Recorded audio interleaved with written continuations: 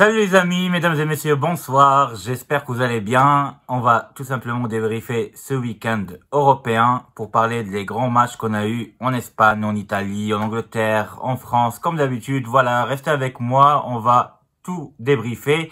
Et à tout de suite après ce jingle.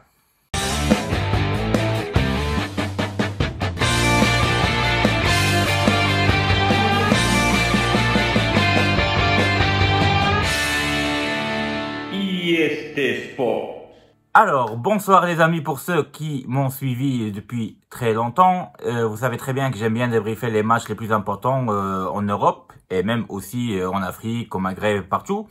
Mais là, on va tout simplement parler des matchs d'hier. On va commencer par parler par exemple du match, du grand match qu'on a eu entre FC Séville et le Real Madrid.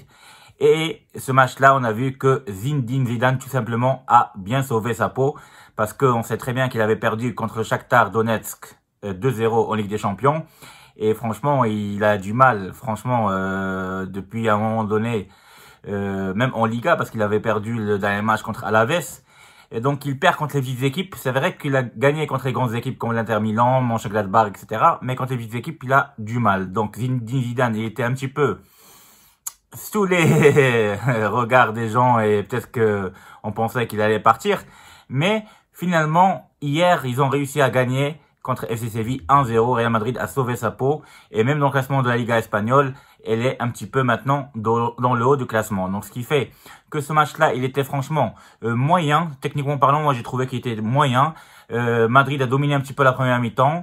Mais la deuxième mi-temps, FC Séville a essayé de pousser vers l'avant pour essayer de marquer.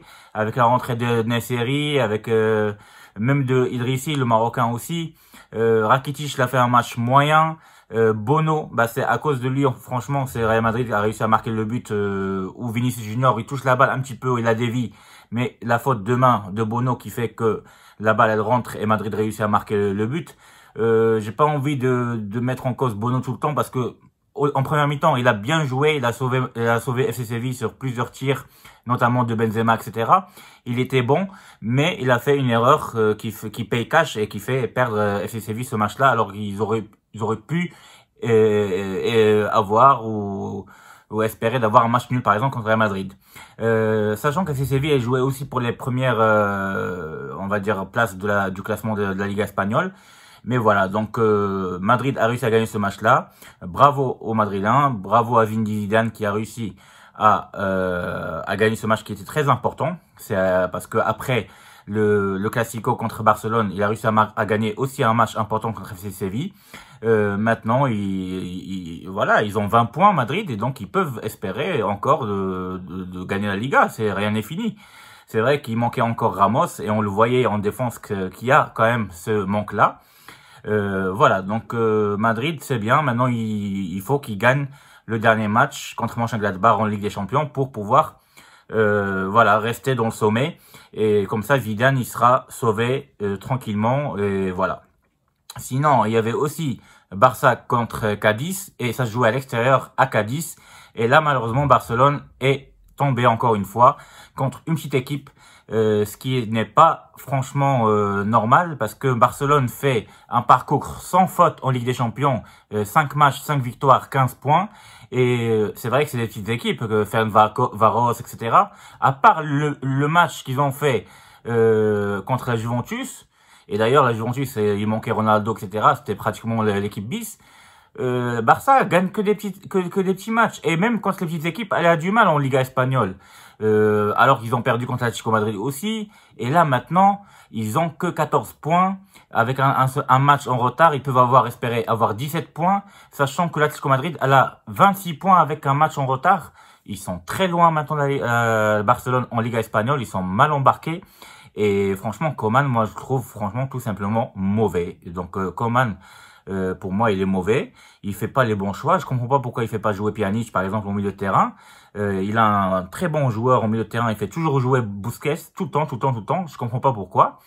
On pensait qu'il allait trouver la bonne composition avec Braithwaite devant Griezmann et Messi, au milieu de terrain avec Coutinho et De Jong et Busquets, mais finalement non, il n'a pas trouvé, parce que en plus Cadiz, c'est une équipe qui est c'est normal, c'est un promu, donc ils vont jouer avec en défense, derrière, tous derrière, c'est ce qu'ils ont fait d'ailleurs, et ils laissent la balle à Barcelone.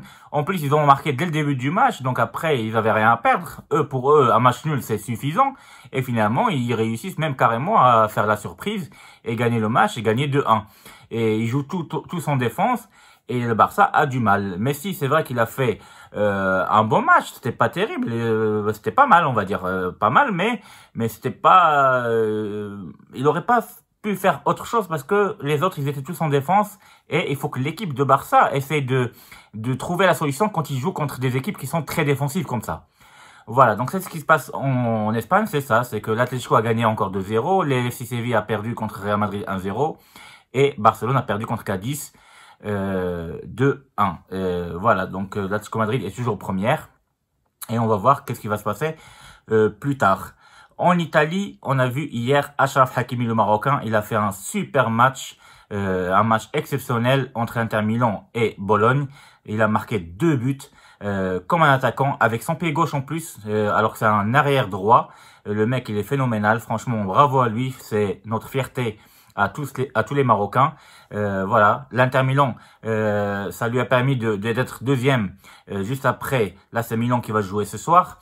Et voilà, donc c'est très très bien pour Achraf Hakimi pour sa confiance en lui, parce qu'on sait très bien qu'il a eu, il était en remplaçant lors des derniers matchs avec Conté, tout simplement pour les quelques erreurs qu'il a fait contre Madrid. Et pour moi, c'est même pas des vraies erreurs, parce que contre Madrid, l'Inter Milan a joué à 10 contre 11.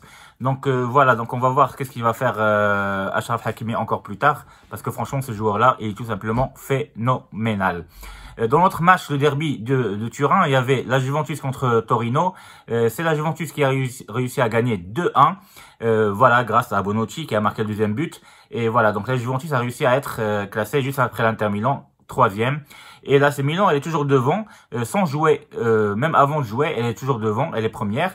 Mais ce soir, peut-être que si elle gagne, elle va quand même, voilà, gagner plus de points par rapport à l'Inter Milan qui sont 2e. Voilà, donc parlons maintenant de ce qui s'est passé en France. En France, Paris a réussi à gagner contre Montpellier 3-1 et ça permet à Paris de rester devant, surtout Marseille qui a réussi à gagner aussi, mais Marseille a quand même 2 matchs au moins. Donc attention à Paris, mais Paris a repris confiance en elle, surtout après sa victoire contre Manchester United. Ça fait plaisir que ils ont trouvé un petit peu le jeu qu'il fallait, et du coup Paris maintenant en Ligue des Champions, ils ont un match facile contre les Turcs. S'ils arrivent à gagner, bah c'est fini, ils sont qualifiés en Ligue des Champions et ils vont essayer de gérer en championnat de France, malgré que cette année le championnat de France c'est pas comme les années d'avant, c'est vraiment serré. Ce qui concerne l'Allemagne, le Bayern Munich a fait 3-2 contre Leipzig. Voilà, donc du coup, le Bayern a perdu des points. Dortmund aussi a fait 1-1, donc ils ont perdu des points, mais le Bayern reste toujours devant. Et enfin, Lewandowski n'a pas marqué un but, donc c'est très rare. Voilà, donc c'est vraiment serré aussi en Allemagne. En Angleterre, l'APL, alors pour ceux qui ont regardé les matchs, il y avait un très très bon match hier surtout entre Chelsea et Leeds. Le match s'est terminé par 3-1 de Chelsea avec Olivier Giroud qui marque encore une fois. Il a marqué le premier but grâce à en fait une construction de jeu à la base. C'était Hakim Ziyech qui l'a initié, le Marocain qui est notre fierté aussi. Et franchement, ils ont réussi à égaliser parce que Leeds avait marqué dès le début du match. Mais Hakim Ziyech, dès que Chelsea a marqué le but, il s'est blessé et il est sorti. On a eu peur pour lui. Et bon, apparemment, c'est pas très très grave. Mais voilà, Chelsea a réussi à gagner après. Sur un corner, Zouma, il met le deuxième but. Et à la fin du match, Timo Werner, il donne une passe décisive à Pulisic, l'Américain, ça fait 3-1 pour Chelsea, qui est en tête du classement en attendant le match d'aujourd'hui de Tottenham contre Arsenal. Et Tottenham, elle est en train de mener au score 2-0. Donc je pense que Tottenham va passer devant Chelsea encore une fois. Et ce soir, il y aura le match de Liverpool contre Wolverhampton. Donc si Liverpool gagne aussi, elle va passer aussi devant Chelsea. Mais l'APL maintenant cette année-là, franchement, il y a beaucoup de suspense et c'est très bien pour le football mondial. Parce que l'année dernière, on voyait que Liverpool était devant tout le monde et c'était pratiquement nullissime de suivre l'APL. Voilà, donc on a fait un petit peu le tour d'Europe des 5 grands championnats. J'espère que cette vidéo vous a plu. N'hésitez pas de s'abonner de plus en plus et de liker surtout pour que ma vidéo tout simplement soit parmi les premiers qui remontent. Voilà, et j'espère que vous allez être nombreux à regarder cette vidéo. Merci de m'avoir suivi encore une fois. Je vous dis à très bientôt. Merci. À bientôt. Au revoir.